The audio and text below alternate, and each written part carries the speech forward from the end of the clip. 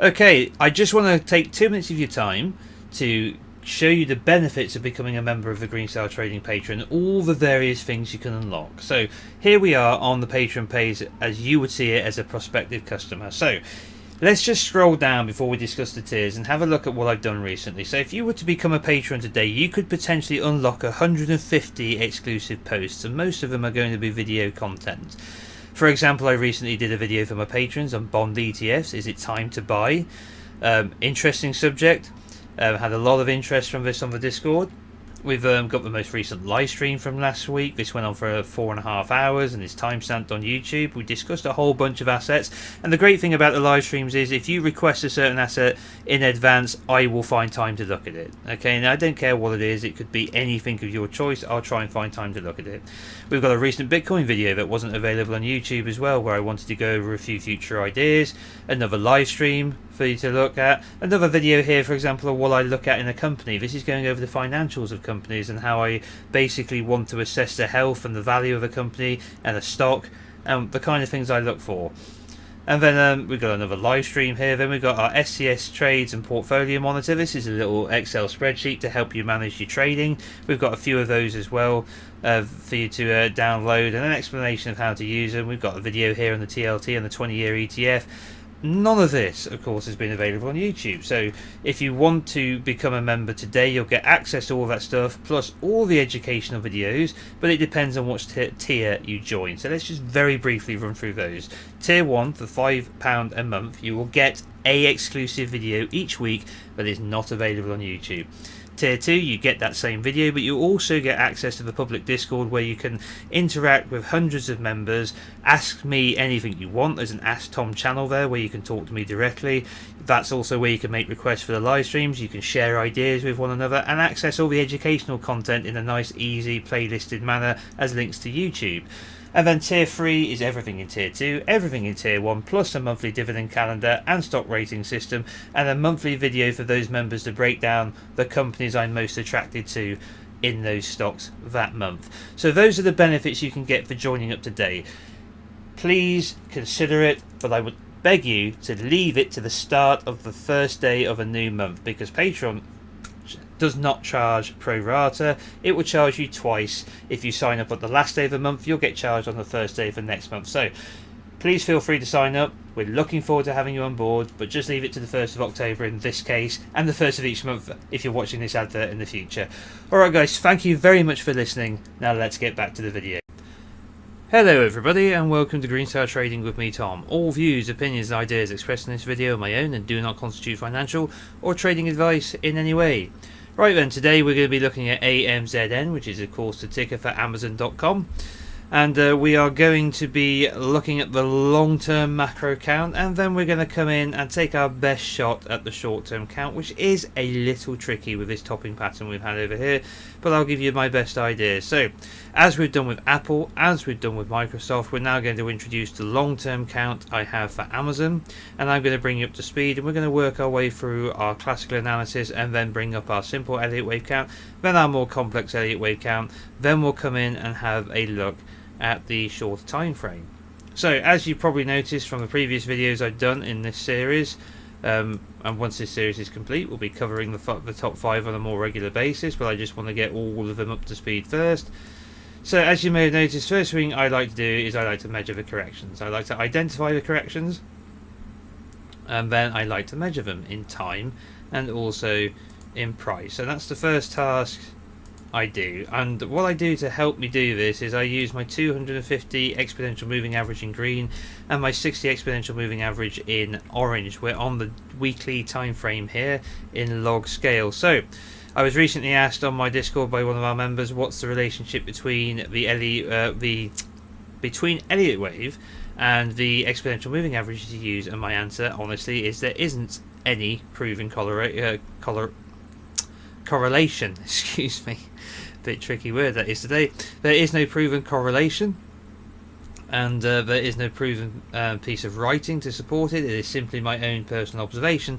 It helps me identify both the severity and length of these corrections, and therefore gives me a hunch at what scale wave degree I should be considering these corrections to be. So let's just bring up our corrections in price here, shall we? So the first correction we have, which takes us below the 60 exponential moving average. If we had been trading for at least 250 weeks by this point, then the 250 weekly average would be visible. We can imagine it would look something like this if we extended it out. Okay, so as we can see, this would bring us well below that 250 and well below the 60 exponential weekly moving average, and this was a 95.12% correction. So this is the tech bubble, of course, and this is when Amazon lost 95% of its value. Amazon being a long-term survivor and adapter and eventual market dominator, has since obviously gone on to stupendously higher pricing. And I don't think the fragility which was present in the tech bubble based on earnings, revenues, income, working capital, ratios, all of those things, I don't think that fragility exists today in the state of Amazon. The Amazon of this era is very, very different animal from the Amazon of this era. So that's the first thing I would point out. A little bit of fundamentals there, I know, but I just feel it's worth... I have heard people saying, oh, we're going to be in for another 95% collapse in Amazon. I honestly don't think that's possible. So let's just put that to bed. But anyway, here it is. Here's the tech bubble, and this is 95% collapse. This is by far the biggest correction we have here. We can see then we get a 57% correction here, but we get a deeper one here at 65. Then we go 29, 32, 30, 31, 36, and currently 46. This is the largest correction we've seen since this wave degree here, this correction here. Now you might say, oh well, this one that you've got, Tom, isn't as deep. No, but as I say, what we don't give up in price, we give up in time. Okay. Now, this relates to corrections of the same wave degree. So, part of alternation, you could say, where we look for a new price extreme to form in an expanding pattern, such as a flat, what we call a sideways correction, as opposed to a sharp correction where there is no expansion or new price extreme within the corrective waves. So, when looking at the same wave degrees, we can see a correction which doesn't give up a lot of price is likely to drag on in time, and a correction which gives up a lot of price is likely to be shorter in time. So let's now bring up our corrections in time. We can see how this shallower correction of 50 something percent, 57%, was actually still 1022 days in length. So this is, in my mind, having come back through the 60 exponential moving average, through the 250 moving average, and taken over 1,000 days to complete, this is a major wave degree. This is a major wave degree correction, okay? It's not as big as this one, which was only 665 days, so shorter in length, but much more severe in price. So, there you go. Now the next one we see here is shorter in time, 392 days, significantly than both of these, but it was pretty severe. It came in at a correction of 65.69%, which is pretty deep, and after that point it's pretty much plain sailing up to the current highs, or the more recent highs, and it's been a much calmer market. No visit back to the 250 exponential weekly average until recently, where we've currently found some support. So that's the first thing I like to do. We get the time sorted out, we get the depth of correction sorted out, we use our EMAs to get a feel of the long-term trend, strength and weakness, and where we're likely to find another major correction. And I feel we're in that process now of having found another corresponding larger wave degree related to one of the ones back here. Right, that's my first hunch. So once I've done all of that, we've looked at our moving averages, we've looked at our corrections in time length. The next thing I really want to focus on is I want to focus on the geometry of this thing. So I've got my pitchforks here, and the first pitchfork I'm going to use is off of this primary pivot, and this is labelled super cycle pitchfork, and this gives us a long-term feel for what's going on. So based off of the internal price action of this pivot here, we can see a clear test of the median line, a move back to the golden ratio, a move back to the median line, it moved back to the golden ratio, it moved back to the median line, a smaller correction, it moved back to the median line, a smaller correction, it moved above the median line, a smaller correction, it moved to the 38.2, it moved back, it moved above the 38.2, and then finally a move back to the median line again. So what we can see is we've moved up to it, we've eventually moved through it, and now we've come back to test it. So we've tested it from below, and now we've started the process of testing it from above. Okay, now we may get a break below and come back up to test below before coming back above, or we may bounce and come back and test above several times before moving on, and we could be in the upper part of the pitchfork now, is what I suspect to continue. So we can see how if we just expand this for a moment and use my full settings. Now this is a full mod shift, no, it's a full shift, excuse me. Now we can see here if we add in the extra detail, we can also see the 23.6 has been touched. We can see the 50 level has been interacted with on occasion, the 23.6 was interacted with here and with here with these smaller corrections. Okay, and the 78.6 was interacted with here. So it's not just the major ones, but I prefer to try and keep it a little less busy if I can, as it can be a little too much for the eyes to deal with. But they're all the fib levels I use inside of my pitchfork. So let's bring on that basic shift pitchfork again. So that's the first pivot I've got. So I've observed that, and the next pivot I look at is the next largest one along, which I'm going to call cycle degree. Now what we see here is, once again, pretty accurate tracking of price within inside of this pitchfork. So we've got median line test prior to the initial pivot completing. Nice interaction with the median line prior to the pivot as well, which is here to here, which is always a nice sign that you're likely onto something. 50 to out of bound here, testing along the median line and the 38.2, bouncing off the 38.2, moving through the median line between the 32.8, the two 38.2s here. Eventually 50, then 50 again, bouncing along that median line, down to 38.2, up to the golden ratio, back, up to the golden ratio, back, up to the golden ratio, back, and then finally, big exuberant move through. This time the 61.8, which is the golden ratio, becomes support, back to the outer bound, back to the 50, back above the outer bound, bouncing along the outer bound, and then finally the extreme overpricing going on at this wave degree gets a little too much for the market eventually, and it just gives it up, down to the golden ratio, ping perfectly, down to the 61.8, then down towards the median line, back to the 50, and now heading down again. So are we looking to come down to here? Essentially get down through this median line and then come back up onto the larger time frame. So they're the first two pieces of geometry that I'm happy with. So now I think we're in a position, having looked at these, to really consider a simple count at this point. So that's what we're going to do, and I've got a simplified version, so let's just bring that up. So super simple version, simple count. So here we go. Super cycle wave 1 and 2, as I said, super cycle pitchfork. Super cycle wave 1 and 2 here, long in time, not so severe in price. 1 and 2 again here, and then we've got our 3 4, and then another 1 to it, intermediate degree, then 3 4 3 4 3 4 3 4 to come over the following decades, decade or so. I don't see any problem at all in making the assumption that Amazon is going to continue to grow over the coming decades.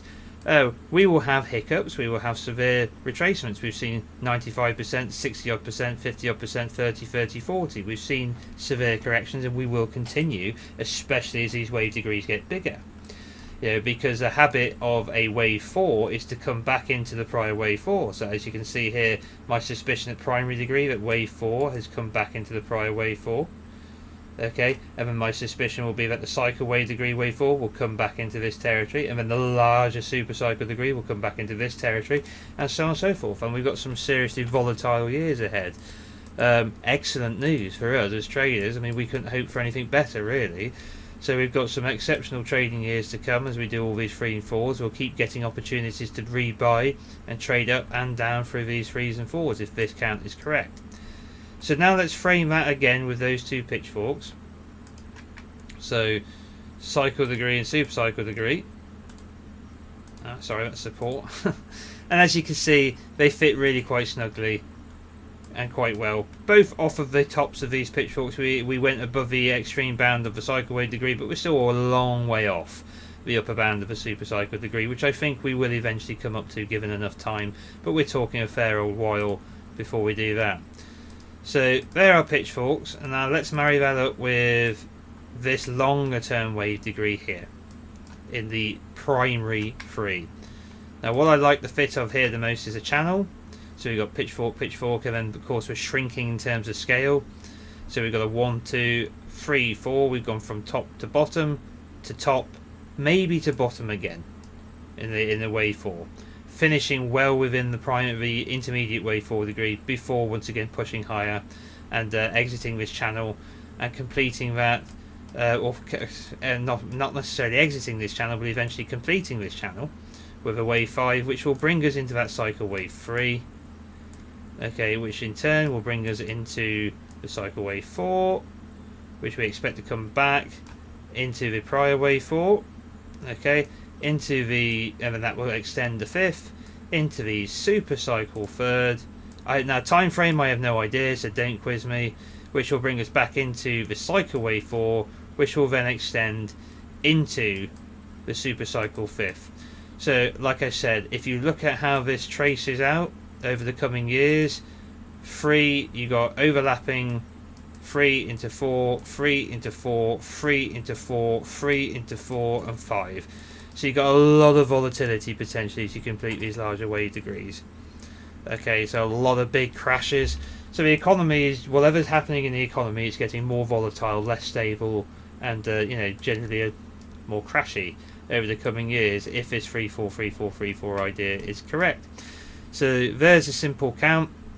I think I even included for that primary degree an internal degree, which was the intermediate degree here, with another pitchfork. Let me just check if I did that.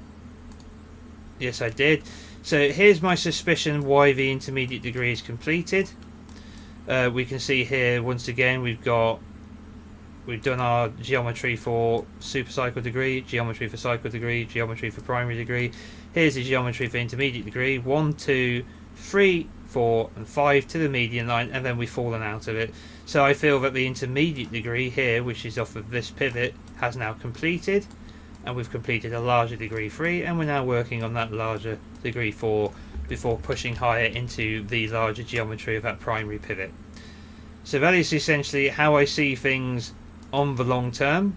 That's how I see the simple count, and now it's a case of looking for support and resistance around the current highs, noting some other things, and then we'll come in and have a look at this and see what we can do with it. Now I know a lot of you are eager to get an understanding of the short-term count. I'm working on it. I didn't want to leave this too much longer as I want to move on to Google and I want to move on to Tesla eventually, so I wanted to get something out, but you might be a little disappointed as I haven't really cracked this yet, but at least I feel like I've made some solid progress with the longer term here. So let's just now look at a few other things. So off goes the simple count. After I've done all of that and got my prices measured and so on and so forth, I like to come in and add some local support and resistance to the situation. Let's now come into the top here and have a look what we're dealing with. So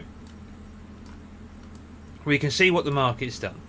Okay, as we've topped out, we know we were topping out along that trend line inside of that pitchfork and bouncing along the top of the other one, bing, bing, bing, bing, bing, until we finally gave up. We can see that horizontal trend was back tested here before we fell away. And this is the resistance, this is future resistance. This was support, as you can see, bounce, and a bounce here, bounce here, bounce here, bounce here, bounce, bounce, and finally it gave, and then we've back tested that, that's become resistance, and now we've moved down. What did we come to for support? Well, we came back to this high, this high, this high, which is prior resistance. This has now become support, structural support at 102.53. So the market's found a pretty solid footing here in amongst this area here. We can see how, if I just bring up my little demand zones, so where I'm looking at previous previous areas of demand, and then I can back this up using my fixed range volume profiles. Essentially And what I'm looking for is for the market to have established a significant area of trading going on. We can see some thick trading going on here. We've had the market move up, pull back, find buyers, move up, pull back, found buyers, move up, pull back, found buyers, move up, pull back, found buyers. So this is concentrated demand we've got here between 81.91 support level, which are these prior lows, and this 102.53 level, which are these prior highs, resistance having become support. So we've found some significant support down here with buyers after a 40% sell-off. Structurally, if we were to break all of this here, things don't look very positive for quite some time. So no, we don't need to worry about that unless we give up support in this area. Now, if we do give up support in this area, things could get pretty ugly. Right now, I'm not a particularly bearish person by nature, but I don't think myself as die-hard bullish either. I will look at a situation as best as I can as is, and I'm saying that if we break this area of support and this area of demand here, then we haven't really got much to catch us until we get significantly lower. And that could be from where we are now, or from where the current low was. You could see another 50% sell-off from the prior low if things got really shitty. But that's still well within the larger wave degree geometry we've got to catch the price as it comes down. So that would be an absolutely insane buying opportunity. And honestly, if it happens, I will be throwing the kitchen sink at Amazon by that point. So that's a more bleak way of looking at things, that if we do break this current zone here, we've got all these levels down here. I haven't labelled them as support yet. They obviously haven't been tested, and although they have been resistance and they are demand zones, they could likely become support. But until or unless we break out of this area here, I think that's a little preemptive and a little too doomsday-y, to be honest. So we're going to focus on what's going on up here. So, having broken this resistance level, we can see that we've got a little pattern going on up the top here, little head and shoulders going on, where we've got our right shoulder here, then our head, and then our left shoulder, head, and then right shoulder. I'm looking at the screen that way. Back test of the neckline, and then sell off lower. Right, so potentially looking for lower support, or maybe the first 1 and 2 off of the low before moving higher. Now, traditionally, we would look at a head and shoulders as a corrective structure, the completion of an impulse into a corrective structure, or a larger corrective structure, or the beginning of an impulsive structure in the counter trend move. So what does all that mean? Well, basically, we would traditionally think of it as 3, 4, 5, A, B, and C. That's how we tend to think of it. But it doesn't have to be that way. It can quite simply be A, B, and C, with an extra move such as a 1 and a 2 within the C leg in a flat pattern, for example. But we tend to see it as a finishing move, a topping move, 3, 4, 5, A, B, C, or 1, 2, 3, 4, 5 down into a larger A. That is basically a head and shoulders. Now, I have a video on the Elliott wave series which covers all of the Elliott wave patterns and explains the Elliott wave patterns as identifiable structures, such as head and shoulders, double bottoms, triple tops, triangles, pennants, flags, blah blah blah, all those things that you see your average TA guy use but doesn't express in an Elliott wave form. I have a video dedicated to explaining that on the Patreon, so if you consider joining up, that's just another little piece of education you can get. Anyway, that's how I see things in the shorter term. Breaking this resistance, found this support. So now we need to try and look at a more detailed count. So let's bring up the more detailed count. It's going to get fleshed out more and more over time, but essentially this is what we're looking at. So we've still got the simple count obviously inside of this, but we've now brought it down to minor and minute degree with the corrections as well. And then I can talk about the issues we've got at the high, and I'm going to do my best to talk our way through this now, but it might get a little sticky, so let's just do our... So what's the problem, Tom?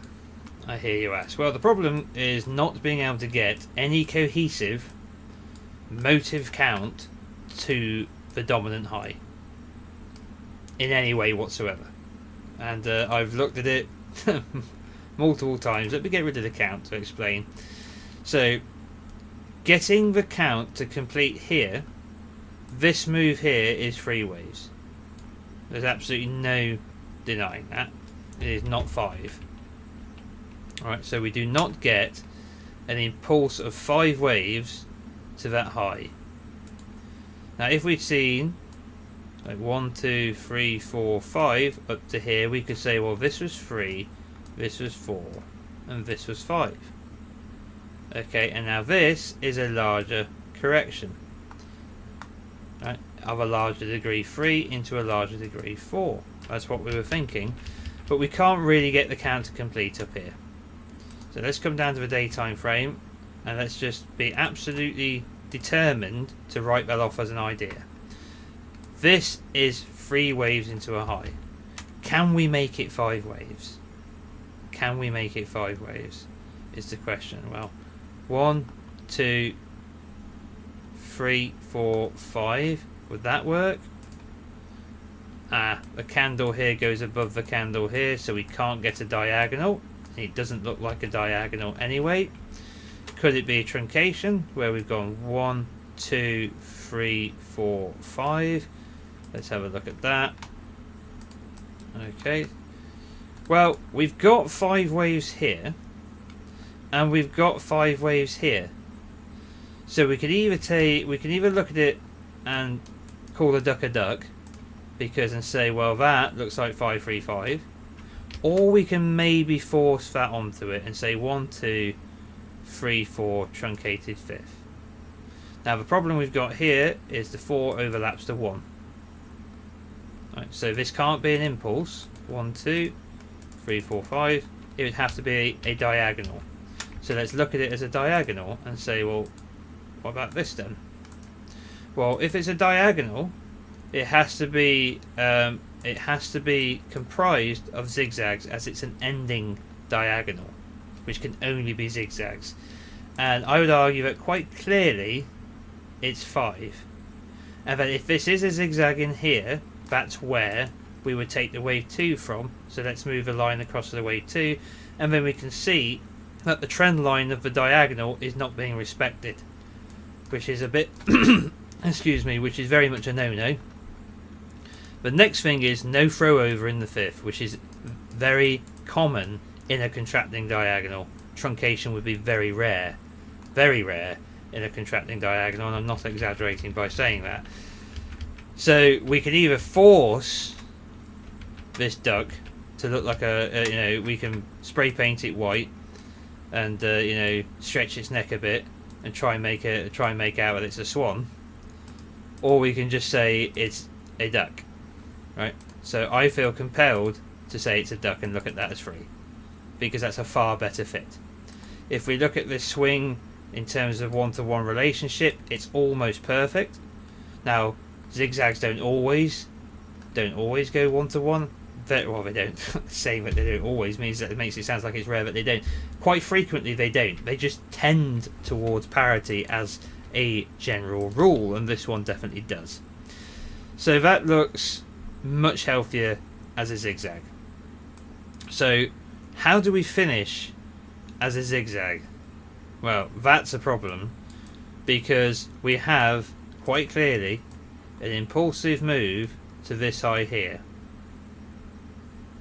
So we can't go, for any stretch of the imagination, 1, 2, 3, 4 and 5. We've still got that impulse. Okay, if this is the 5th wave of a 3rd wave completing, this would have to be a larger ending diagonal itself, and it's not. So that's problematic as well, and that doesn't really fit. And then I feel that we've also got the issue of the 3rd wave might not even be the longest. It might be longer than the 5th. It would be shorter than the 1st, and the 5th would have to be shorter than the 3rd. But we could check that. If the 5th was longer, that would be a problem. But there's far bigger issues than that, which is it doesn't fit. That's the issue. So in that sense, the way I'm trying to look at it, and like I said, it's a tricky top, and it looks a bit like a Head and Shoulders, so the temptation is to think 3, 4, 5 A, B, C, but it just doesn't work out that way. So I'm thinking 3 to here, 3 to here, okay, and now this is 5, and we're looking at A, B, and C.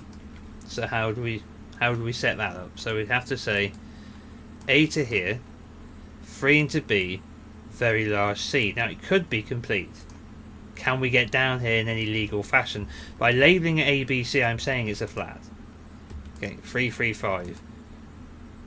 So let's look at how extreme these wave 3 targets or wave C targets are. Let's come off of log and look at this in linear. Now, we've gone to target 2618, which is the extreme. I don't want to see a wave C in a flat go beyond 261.8% the extension of A. Now, people might say, well, I'm sure I've seen it at the 3618. Yeah, maybe, maybe not. I think beyond the 1618, you're already starting to push it. 2618 I call a cutoff, because if you don't call it a cutoff at the 2618, you won't at the 3618, and you won't at the 426, and you'll start ending up with flat patterns which look like this. And that's not a flat pattern. End of story. So it has to resemble to some degree a flat pattern, and I think going any further than this, it simply ceases to look like a sideways correction. Now, I know some of you might argue, oh yeah, but scale, Tom, you're at primary degree wave 4, so it's going to be much deeper sell-off and more aggressive, and therefore it looks like a sideways structure when you take it into account of the longer term count. Yeah, fair enough. I'm using that same argument, but I still have to have a limit, and that's my limit. Okay, so as you can see, it's a bit of a pig. I'm doing my best with it, but it's going to take some time to work on. So that's my best bet at the moment. It's A, B, and C. So now let's have a look how we get down here. We'd have to label this A1, 2. We could maybe label this 1 if this is a lower swing. I'm not sure if it is. And then this is a zigzag into 3 and to 4. Okay, or it could be well, it won't be a leading diagonal, it'll be an ending diagonal because it's in a C wave, isn't it? So then it's A, B, and C to here to get 5. First things first then. Zigzag into a 1. Okay, that'll do. Zigzag into a 2. Zigzag into a 3. Short zigzag into a 4. Very dodgy zigzag into a 5th, but it's still a zigzag. It's just not a very convincing one. Length of the 1 compared to the 3.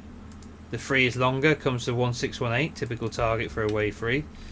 4 overlaps the 1, that is what we expect to see in a diagonal pattern, and that's what I'm shaping this up to be. It can't be an impulse because the 4 overlaps into the 1. What's the length of the depth of the 4 relative to the 2? There's the depth of the 2, and the depth of the 4 is greater, so the 4 is deeper than the 2. That's the next thing we need to tick off. After that, the next thing we need to tick off is the length of the 5 relative to the 3. The length of the 5 relative to the 3. The 5 is longer. It comes to the 123.6 or 131.8 extension. It fits, in terms of Fibonacci, perfectly as an expanding diag. So we can give ourselves a round of applause until we try to put trend lines on it. Then it looks wrong. It just looks wrong. So let's do that now.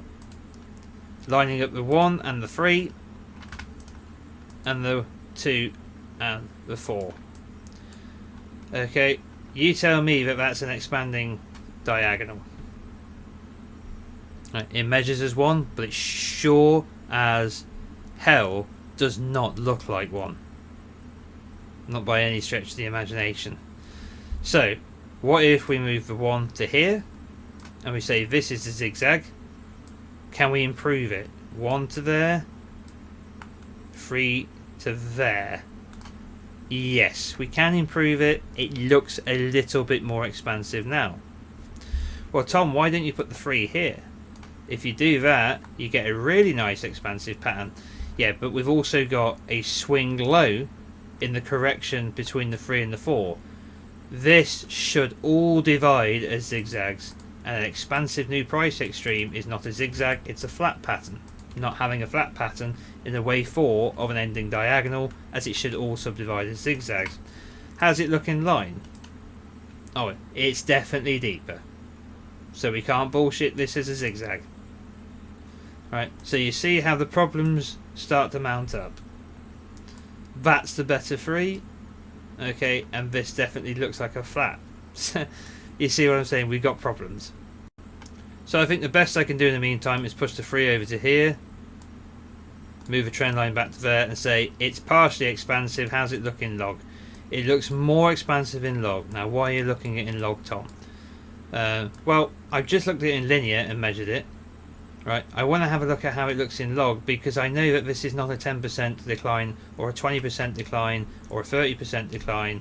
You know, this is a more significant decline we've observed. Right. This is 46% in Amazon to the lows.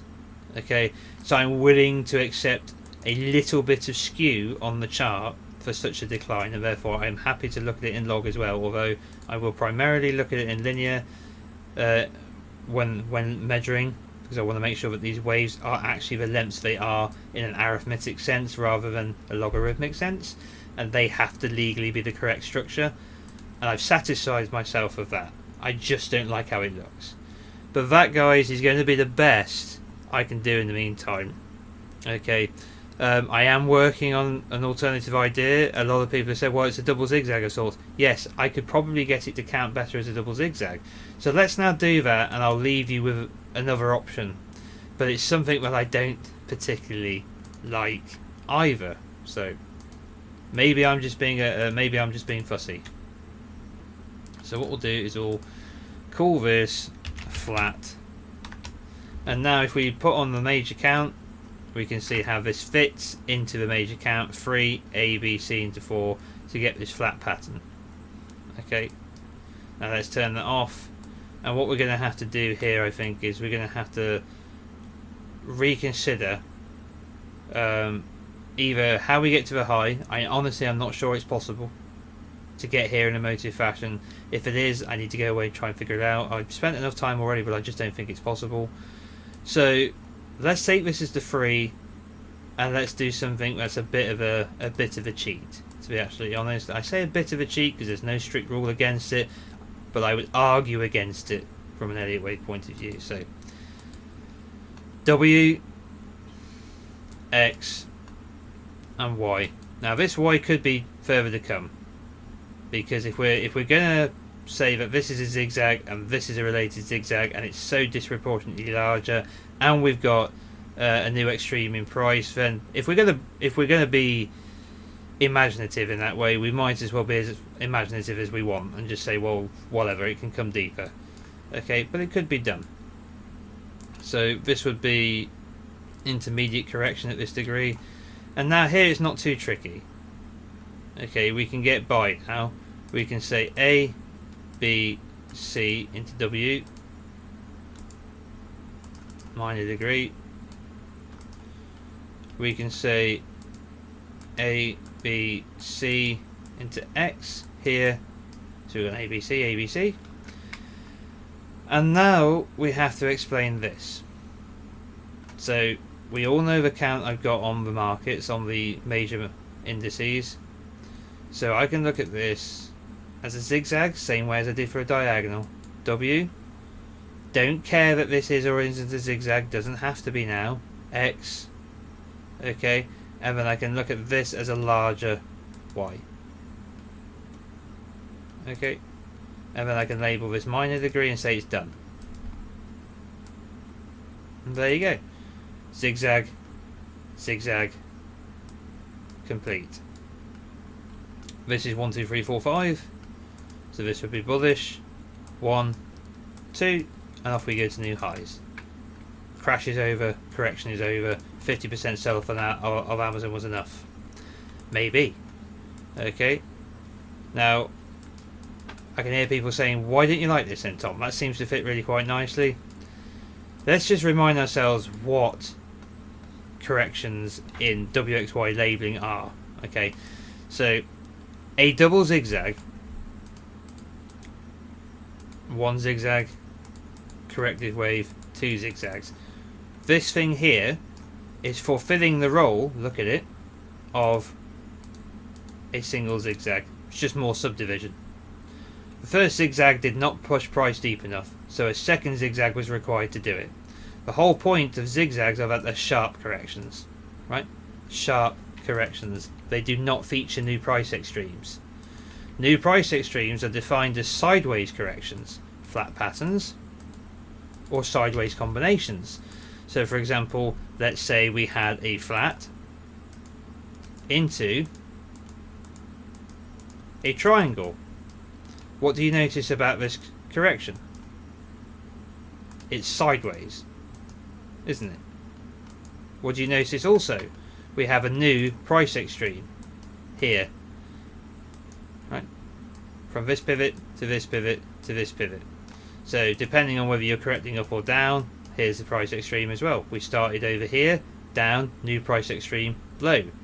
Now this could be another swing into a secondary structure of a double free, of a triple free, and you could have one more corrective structure. The triangle would have to be last in the sequence, but this could be another flat.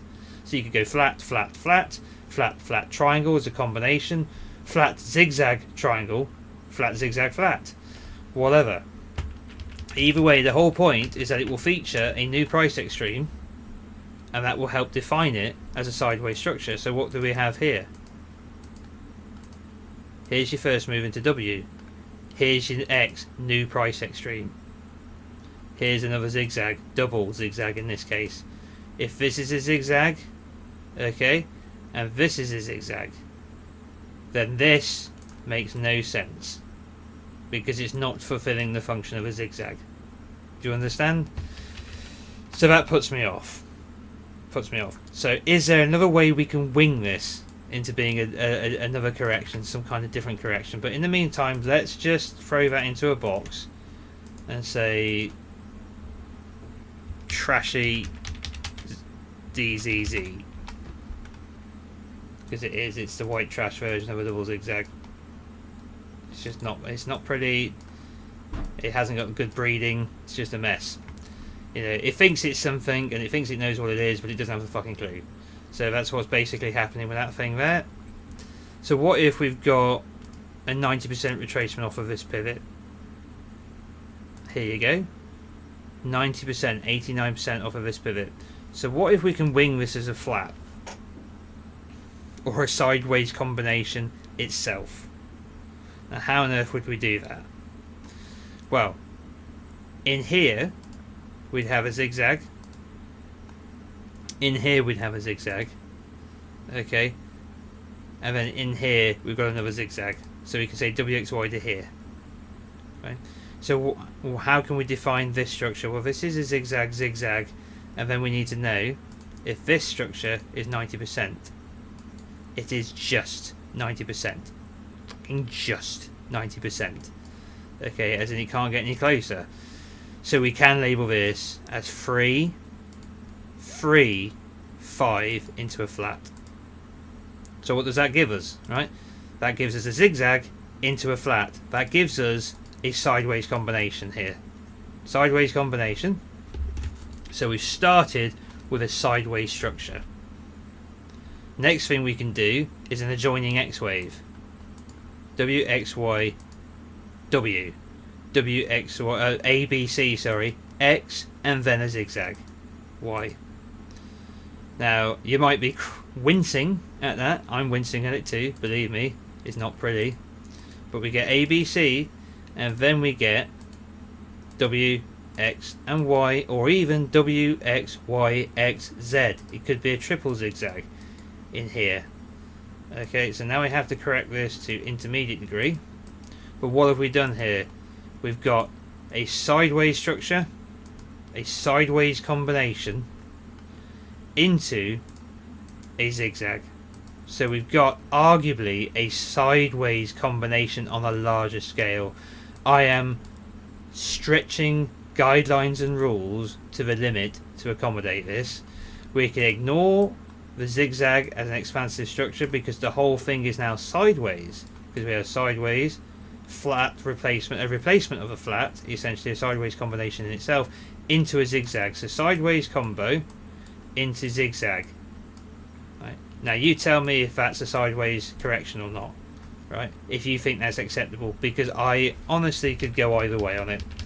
And I can hear some Puritan Elliottians, and I don't blame them, wincing at such an idea. But you tell me what it is. You tell me what it is. Yeah, that's my best ideas I've got so far. So, let's round this up. And let's say sideways combo, which is a catch-all term for abuse. So there we go. So what do we need to know then? What we need to know is, essentially, is this demand zone here? Is this support here the completion of something, or are we going lower? Well, that means we've got to identify it as the invalidation point for a bullish count. I'm not sure which is the actual low, there's so many of them. I'm going to say that one is. Okay, and we put this here. Right, and this is for that bullish count, which I labelled as the Trashy DZZ, the Trashy DZZ, or the flat. It goes in both. Alright, we can get it to finish here. That's 5. Don't want to go much deeper than this for the flat, any deeper than this for the flat. It's 2.618 at the A, which is too far. Okay, so we can label this the same, and we can say 1 and 2. Okay, 3, 4, 5. We can put that into the flat folder as well. We can take this, put this into a folder, copy it, reproduce it. So we've now got 2 of them. Put this second one into the Trashy DZZ folder, and this first one into the flat folder. So now, in theory, both have got the same invalidation point. There you go. Trashy DZZ and flat. 10649 for some reason. Don't know why that's 10649. Okay, must have accidentally moved it. So 10212. Let's just get that in the right place, shall we? So yeah, there you go. You've got that or that. 10143. Why have I got 10143? I haven't got it in the right place. That's why. 101.43. 101, you twerp. 101. Dear God. Don't worry, I won't bite. There we go. So save. Now you might be sat here scratching your head going, cheers Tom, that's a great help. It just confused me even further. Well, I'm sorry, but I challenge you in a very positive way, my own members included, to try and get me a high here. Get this to be the top in an Elliott wave count, and let me know. Because if you're desperate to let me know, you can join the Patreon, let me know, you know, and if, I tell you what, I'll make a deal with you. If you can come on to my Patreon and get this to be a legitimate count to the high that I can test and prove to be Elliott correct using Elliott wave rules, I'll refund you your month's subscription just for coming in and helping me out on this. Okay, so there you go. Just to come in and tell me, I'll give you your money back. All right, but it's got to be right. It's got to be right, and it's got to be correct, and it's got to follow Elliott wave rules. So don't just think you can dump anything on my desk and then, you know, leave me pondering it. It's got to be right. But that's how confused I am about the top there, and these are my best explanations for it. ABC is the flat with an expanding diagonal in the C. This Trashy DZZ idea where we basically break the whole point of being a zigzag, or this sideways combo idea, which I'm not even sure is legit. Okay, so I'm going to need a bit more time with the chart, but that's how I see things at the moment. Long term, I have a great deal of confidence in what I've shown you. I have a great deal of confidence in that geometry. I have a great deal of confidence in the support and resistance levels. I have a great deal of confidence in the longer term count and the way it's going to unfold. So thank you very much for joining me on this Elliott wave analysis of Amzn. Incorporated. If you're new to the channel and you like what you've seen, please subscribe, smash the like, hit the little bell notification icon to remain informed of future video releases. Feel free to leave us a comment in the comment section below. And as always, an enormous thank you to my Patreon subscribers. I could not do all this work without your help, and appreciate your support greatly. And if you're interested in joining the Patreon, there's a link in the description box below. Head over, have a read of the various tiers, and feel free to sign up. Alright then guys, take care of yourselves, and I'll be back with you as soon as possible. All the best. Bye bye.